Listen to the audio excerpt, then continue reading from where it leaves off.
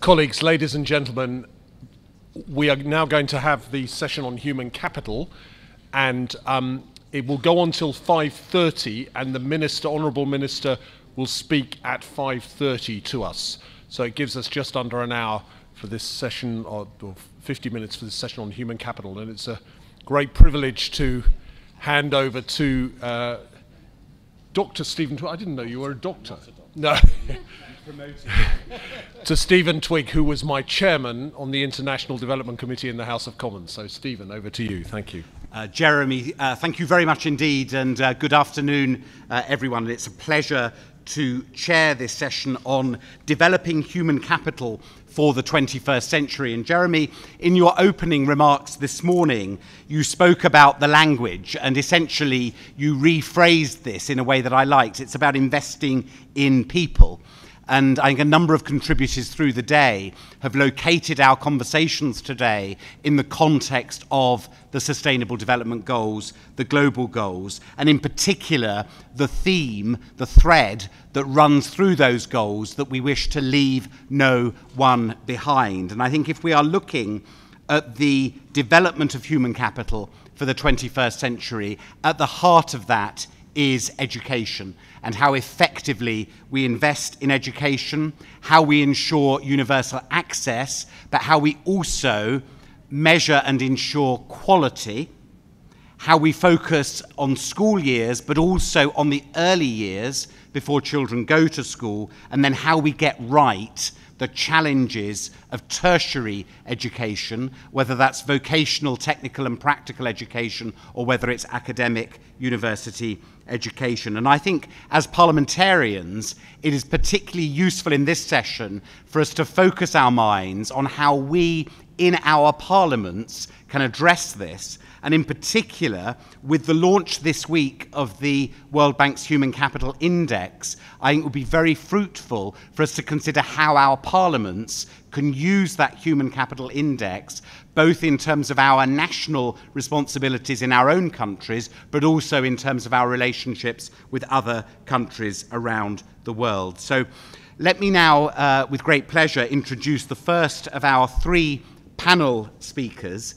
Dr. Amit Dar is an economist.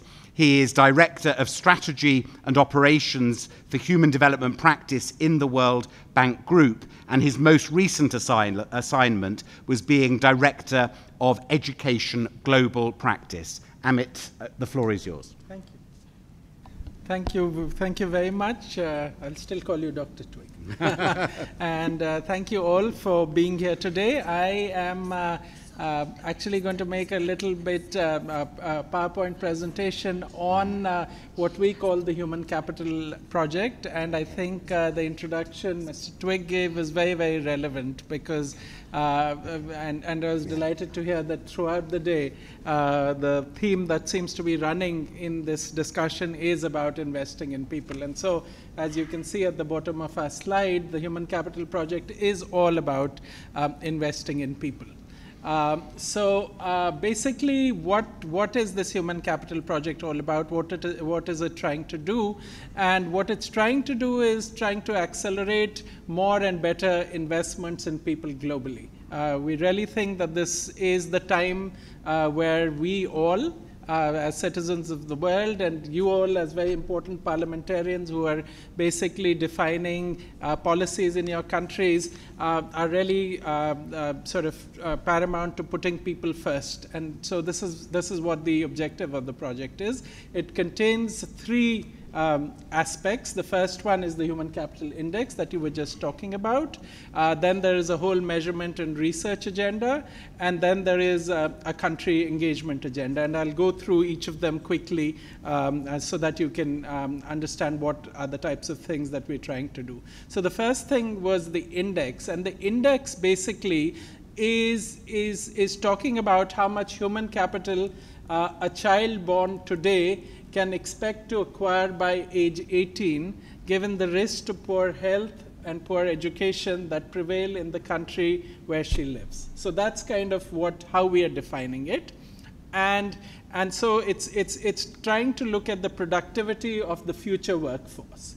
And it contains three main elements. One is survival. Will a child born today survive to age 5?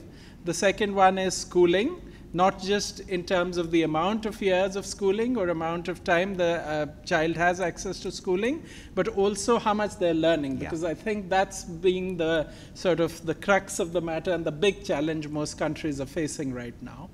And then on health, will they leave school in good health, ready for future learning and future work? So that's kind of how we are trying to define this index that we're talking about. And mathematically, what it is a combination of survival, which is 0 to 5 survival. The main contribution, which is very new, is this quality adjusted years of schooling and the contribution of quality adjusted years of schooling to productivity of future workers. So we've basically tried to quantify and come up with a measure which takes in both the years of schooling as well as the learning achievements and pull it together into one numeric value on the contribution of quality adjusted years of schooling, we call it. And then on health, we look at two indicators. One is the adult survival rate, if you are over 15 to 60, and then the stunting rate of kids and what their contribution is to the productivity of future workers. And mathematically, we come up with this human capital index, which, as I said, was talking about productivity of a future worker. The index is between 0 and 1. So one is basically if you are fully productive, and basically that means you have perfect health, and in terms of you have 14 years of schooling and do the best you can on an international assessment. So no country in the world is at 1. Even the best countries are still a little bit of a distance away from 1. But there are countries all the way down to 0.30 in an index, which means that basically 70%, they are foregoing 70% of a productivity of the child when they grow up into the workforce. And you can imagine what that does to GDP and future growth and poverty reduction in that particular country. So that's kind of the crux of where the index is and how it's measured. And I'm just showing you it's embargoed till this Thursday, when Thursday 9 a.m. we will be releasing the numbers. But basically this is the spread across countries. On the y-axis you have the human capital index, and on the x-axis you have the log GDP per capita. And so some countries are actually doing better than their GDP per capita would lead you to suggest, but a lot of countries are actually doing a far worse than the GDP per capita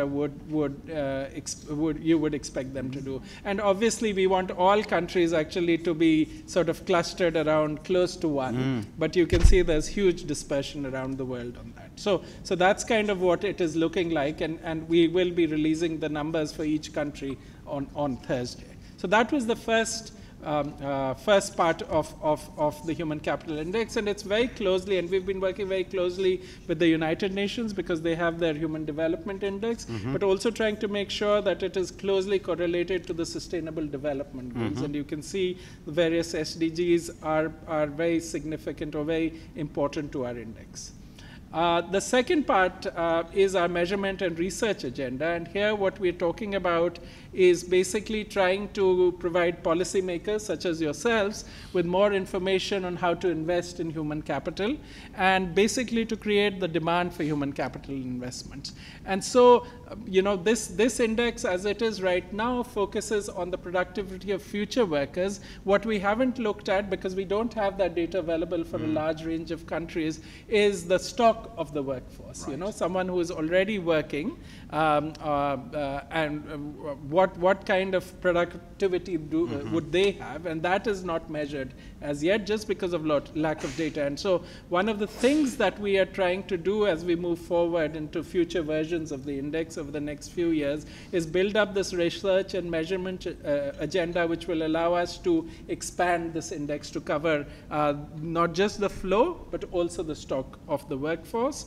and basically provide policymakers now with real-time information on things that are working, that are not working, and which will allow them to make the decisions that they need to make in order to develop or change policies or develop policies and invest in programs. So that's going to be part of what the measurement and research agenda is going to be all about. And then the third aspect of this whole thing is something we call country engagement.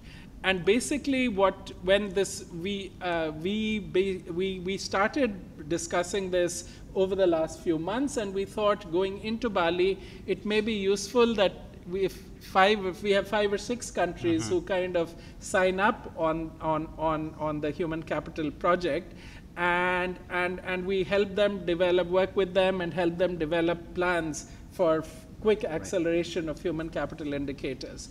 What happened was when we started talking to countries, we got tremendous expressions of interest. So all within the last 3 months, we've got now 28 countries who've already started working with us.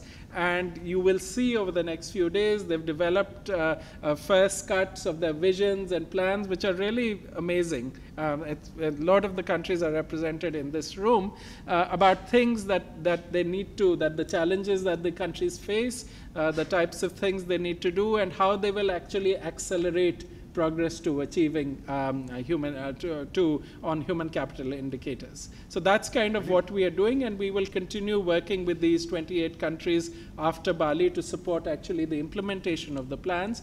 But also already over the last couple of days that we've been in Bali, we have other countries who've expressed interest. So what Jim Kim, our president, is hoping for is that this basically, once the index is released, this whole project goes global, and and we have every country in the world signing up to become a human capital project country. And these are the lists of 28 countries from all regions around the world, coming from fragile and conflict settings to high-income countries who've signed up to be members, to be sort of a part of this project.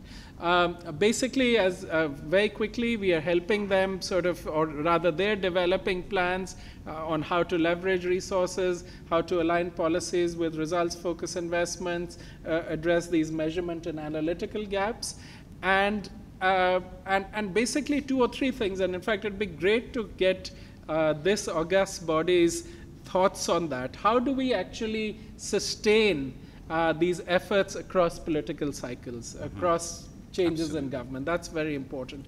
How do we have something called a whole of government approach, where we are not siloed into this is what education needs to do, this is what health needs to do, this is what X, Y, Z needs to do, but think collaboratively on how do we solve the problem of stunting, which would require education, health, social protection, energy, water, all of them coming together and working as one to actually solve that thematic issue. And I think just to get your ideas and thoughts and advice on how we can actually push in that direction and how government should be pushing in that direction would be extremely important. And so I know we are out of time, so I'm just going to stop here, but that's kind of that's kind of where we stand right now. Amit, thank you very much indeed. That's great. Moving to our second panelist speaker, Andrew Berg. Andrew is Deputy Director for the Institute of Capacity Development in the IMF, and he has been with the IMF since 1993. Andrew. Thank you. It's an honor and a pleasure to be here. So the IMF has 3 core activities. We all know about the role of a firefighter, essentially, when countries are in jeopardy and need acute assistance. We also play the role of doctor, you might say, when we conduct our annual health checkup of every member country's economy. And then what's less well known is that we're also a coach. And capacity development for us is that coaching. We support countries in building institutions and capacity to formulate and implement economic policy. Let me expand a little on the firefighting metaphor, if I could. In the United States and some other countries, I'm told that the frequency and severity of actual fires has fallen dramatically over the last few decades. And you know, when you think about fire departments, you think about fire trucks and firemen with their hoses. That hasn't changed. That hasn't gotten better, as I understand it.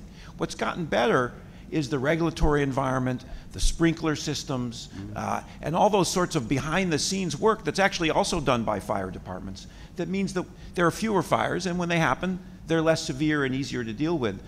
For us, capacity development is that less glamorous, but perhaps ultimately more important activity of making the rest of what we do less necessary. Let me put it that way. So we provide capacity development to all technical assistance and training to all member countries. We work with officials, mid-career officials, in our core areas of expertise. So the topics range from, general macroeconomics, like helping countries put together macroeconomic frameworks, to financial sector and policies where we help central banks formulate monetary policy or regulate and supervise financial systems. In fiscal policy, we help with revenue mobilization, public financial management, and many other things. We do a lot of work helping countries improve their statistics so they have the information they need to carry out policy.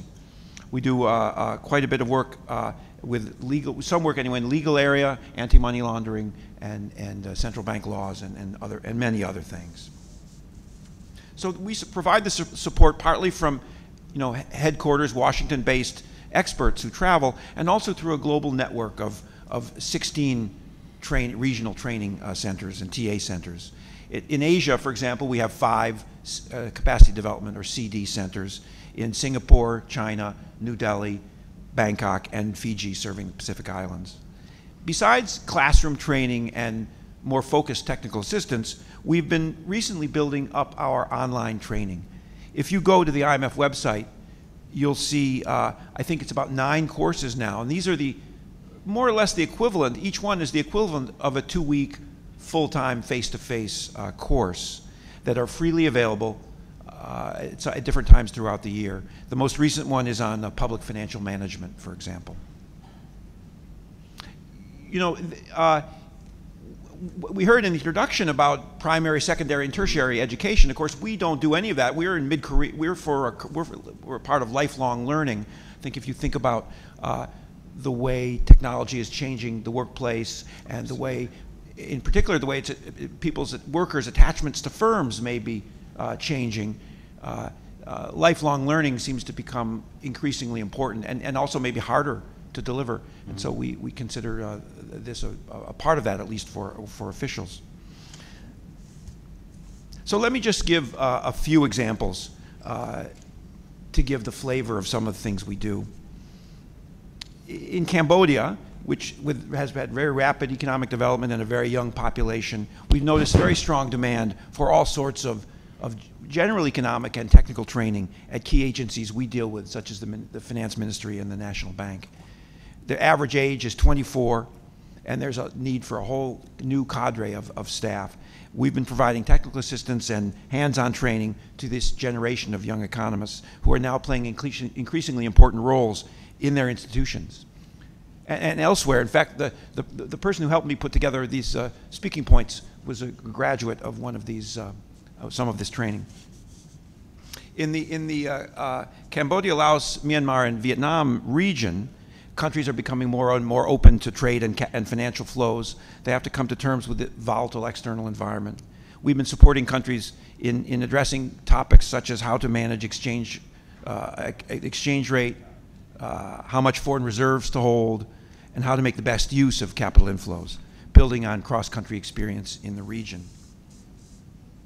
China, becoming obviously an increasingly complex economy, and policymakers are demanding more rigorous technical analyses. Recently, we provided training on advanced methods in macroeconomic forecasting tailored to China for staff from a variety of ministries there. In many countries in the region, such as Indonesia, the Philippines, and Thailand, we've helped those countries establish financial stability frameworks. We've helped many countries. I could single out Mongolia in revenue mobilization, helping them efficiently raise their own revenues in a sustainable and hopefully equitable way. And I guess in this group, I'll just conclude by mentioning that we provide capacity development to parliamentarians from time to time. Last year we held 2 peer-to-peer events with members of parliament in Asia, one in Laos and one in Singapore, where the programs focused on macroeconomic policy making and the risks facing the region, and there was lots of peer-to-peer interaction. In fact, I'm going to stop here. I look forward to the discussion, maybe building some of my own human capital by hearing what you have to say.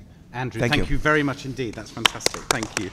Moving swiftly to our third speaker, Vjosa Osmani is an elected member of the National Parliament of the Republic of Kosovo and is chair of its Foreign Affairs Committee. Delighted to welcome you to the stage. Thank you very much. It's a pleasure to be in this panel. Well, a lot was said by the previous speakers, so hopefully I will not take too much of the time to leave some space for questions. Let me begin by saying that I come from a very small country, but with a huge human capital. Kosovo is situated in Europe, which is the aging continent, so practically having 70% of our population under the age of 30 is quite a capital. Unfortunately, because of the very high rate of unemployment, some people see it as a burden. But we need to find the best ways and look at best practices, how we can use this capital as a comparative advantage to the other countries in the continent where we're situated. So from a parliamentarian's point of view, these are some of the reasons why I see investing in human capital, investing in our people, extremely important. Well, first, let me say that it's important both for the World Bank and the IMF to understand that even when talking about investing in the people, different countries have different needs. Yes. Both because of cultural issues, because of what countries have been through, because there are countries in all continents that were and still are war-torn societies. We need to take all of these factors into account in order to make sure that the plans that are designed to invest in the people are fitted for those countries. Secondly, let me just point out how important I believe the Human Capital Index is. I've looked at the 2017 index, and Kosovo was not included in it. And I was thinking how it would be helpful if we were. I believe it must be included in the 2018. I hope so, because I myself and a number of parliamentarians that are part of the network have been insisting with our Ministry of Finance that they insist with you to be included. And the reason being all of the reforms that would be undertaken, the cooperation with you, but mostly because we've seen the difference that the Doing Business report has had in our country, from a country that was at the bottom of the list, where we have become the biggest reformer in Europe in the 2017 Doing Business report, and that has had a huge impact in the development of the country. And we're hoping that by being included in the Human Capital Index, that this would have the same influence, but by kind of pushing countries in our region into a very healthy competition on who does better. Third, let me say that I agree that investment in education and in quality health are key to this component. When it comes to education, I was looking at the factors that are taken into account, and it also strikes me how important it is, also being a mother of two very young children, to start working with our people from early childhood. This is where inequality begins. Absolutely. This is where our daughters are being told that they cannot do the same jobs as men. And this is where we are losing half of our human capital. It starts there. So we need to make sure that investments is in early childhood, is in the kindergarten, is at daycare, and then it continues with primary school as well as pre-university education. I would definitely agree that lifelong learning is extremely important, especially now that we were talking all day long about automation versus innovation. So if we're going to, if we all see that innovation is providing most of the jobs, especially in a small country like mine, then we definitely need to turn to vocational training, high skill training, and skill matching in order to make sure that the people in our countries are prepared for these kind of jobs, as well as more investment in STEM and more investment in small businesses, because what I've seen in our region that it's mostly the small businesses that are providing the jobs for the young people and for women. And most of the jobs, most of the businesses that are actually owned by women are the small businesses. When talking about health, I think it's important to understand that for certain countries, investing in physical health is important, but so is investing in mental health. And that is especially true not just for having a good workforce, that is also productive. Absolutely. But at the same time, because we have countries that have gone through so much. And for example, my country about 20 years ago was in a war, and 20,000 women were raped because rape was used as a tool of war. So it's been 20 years, I do understand, but those women continue to need mental health support in order to be ready to be productive for their jobs. So we need to take that into account because, as I said earlier in our discussions, we have a very high rate, inactivity rate among women, which is then, of course, not only hurting them, but it's hurting the development of the country from an economic point of view. The sixth point is fighting informal economy. That is especially important because we can see so many cases of violation of labor rights where people work with no contracts. And this is, again, mostly affecting women, but it's having a very negative impact to the economies of the country. A couple of other points before I say maybe one minute or so save for the role of the parliaments. I think that we need to make sure that when building the human capital index and we pick the countries that are used as, among the 28, and you rightly pointed out that some are growing economies, some are still battling with poverties. Also keep in mind that maybe we should include in this pilot group countries that have a high percentage of young people living there, because that's the next generation that we're talking about. Of course, turning back to the role of parliaments, I think there is plenty we can do. I'm in the opposition right now, but that doesn't stop me raising my voice in all of the issues that we're covering. First, of course, and foremost, is the budget that we adopt. In Kosovo, we've been really active in doing both gender budgeting as well as youth budgeting. It's not like the government always listens to us, but it has become quite an important issue that we're raising. The second thing that parliaments can do is increase their role in international cooperation and increase of donors. And we've been doing that together with USAID, the World Bank offices, as well as the European Union. For the very first time, they've included investing in human capital in their top 3 development goals for Kosovo. And also for the very first time, did the European Union include education, especially early childhood education, as one of the sustainable development goals that they have for Kosovo. So that was really important for us. They didn't want to put education. They said, oh, it's just country by country, it's not an EU thing, but finally they understood how important it is for the development of the country.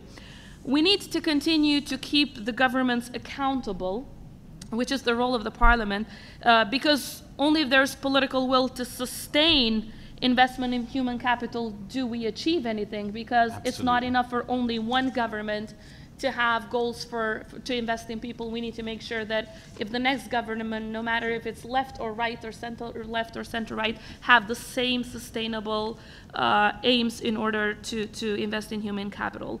And finally, I think it's also important to point out how fighting corruption can help building a good human capital, because it not only creates a professional workforce, because it creates an ethical workforce. Brilliant. Look, Vyosha, thank you very much indeed for that. We've got a very short period of time before we're joined by the Minister of Finance, and we've got some big themes here about lifelong learning, about long-term sustainability, and about how we get a whole-of-government approach. Can I see indications of people who'd like to ask any questions? And I'll take them in the order. So I saw you first. Yes, thank you. Nice and brief, please, or we won't have time for answers. My question is to Mr. Amit Dar. The idea of linking sectorial programs together among countries, does it mean harmonization of definitions, or at least by clusters? And considering that so far most countries, even ministries, have their own way of reporting, how easy would it be? Brilliant. Morocco. Thank you. Just question to Amit Dar about the question of the efficiency of spending. Is that something, is that a training or is that an indicator that you calculate in relation to countries? And also you're measuring productivity of the future productivity of the workforce. Is there any way also of measuring like the well-being of that kind of productivity, the happiness kind of? Great question. East Birmingham question? Just two quick points.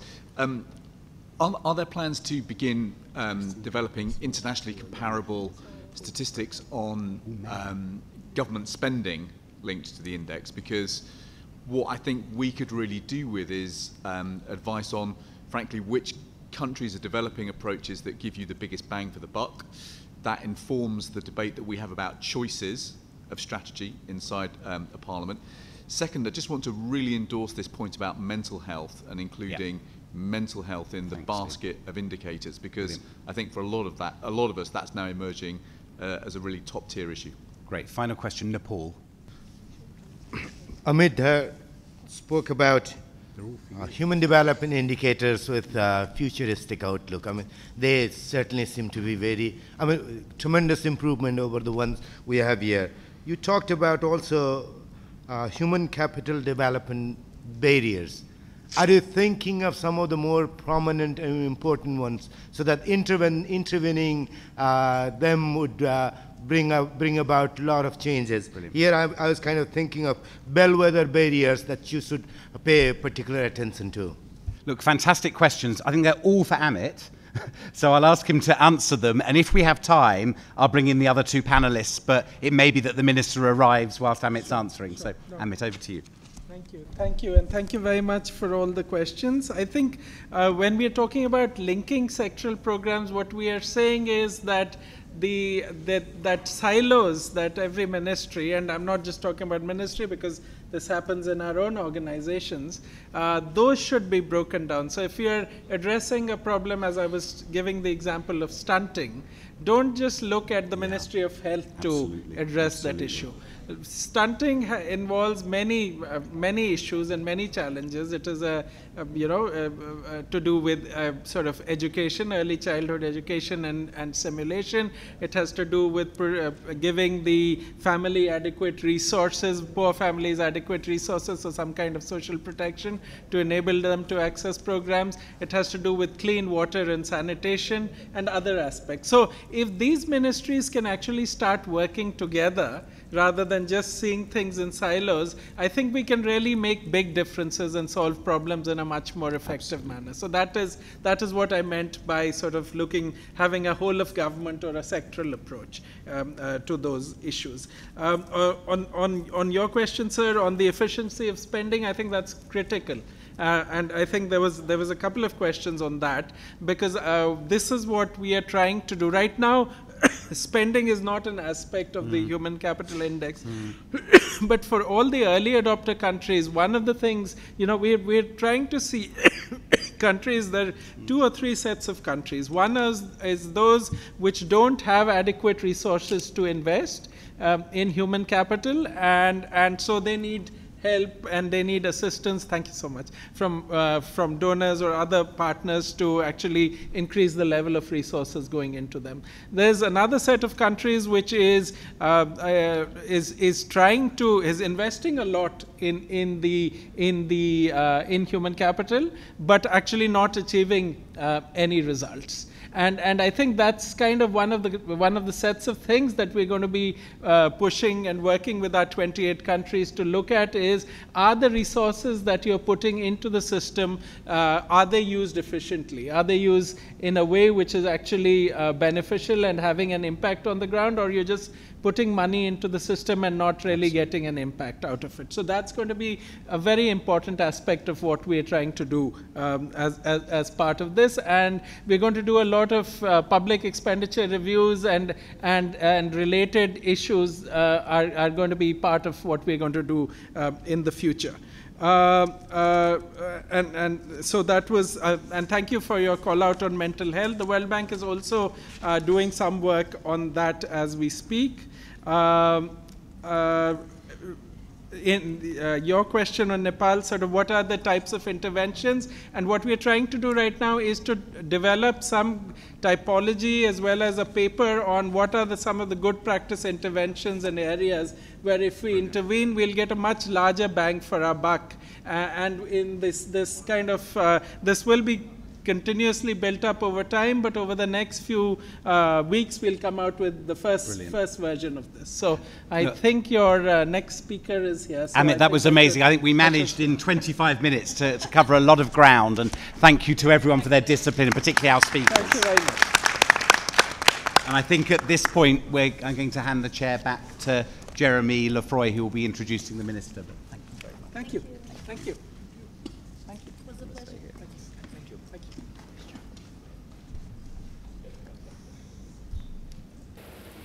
Baik pemirsa, Kemenkeu Korbu TV itu dia, baru saja kita saksikan event pilihan pada penyelenggaraan annual meetings IMF dan World Bank 2018 hari yang pertama.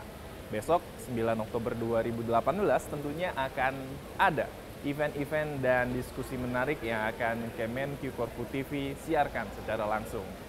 Diawali dengan press briefing World Economic Outlook dari IMF pada pukul 9 sampai dengan 10 waktu Indonesia bagian tengah. Dilanjutkan dengan seminar dengan judul The Measurement and Macro Relevance of Corruption, a Big Data Approach pada pukul 10.15 sampai dengan 11 waktu Indonesia tengah. Setelah makan siang, juga akan ada sebuah diskusi yang menarik di mana Menteri Keuangan Republik Indonesia Ibu Sri Mulyani Indrawati akan menjadi salah satu pembicaranya dengan judul Empowering Women in the Workplace. Seminar itu sendiri akan dimulai pada pukul 14 sampai dengan 15 waktu Indonesia bagian tengah. Dan bagi kalian yang mengaku kaum millennials atau berjiwa millennials, harusnya jangan sampai meninggalkan acara berikut ini, yaitu Youth Dialogue 2018, Youth at Work, dengan banyak mengundang tokoh muda dari seluruh dunia, yang salah satunya adalah founder dari salah satu startup terbesar di Indonesia. Siapa dia? Nah, makanya pastikan Anda tidak melewatkan dialog tersebut yang disiarkan pada pukul 15.30 sampai dengan 16.30 waktu Indonesia bagian tengah. Kami ucapkan terima kasih kepada Anda semua pemirsa Kemenkeu Korbu TV yang telah menyaksikan live streaming annual meetings IMF World Bank hari yang pertama. Sampai jumpa di hari kedua esok. Saya Dodi Septariza, mewakili tim yang bertugas undur diri. Selamat sore dan wassalamualaikum warahmatullahi wabarakatuh.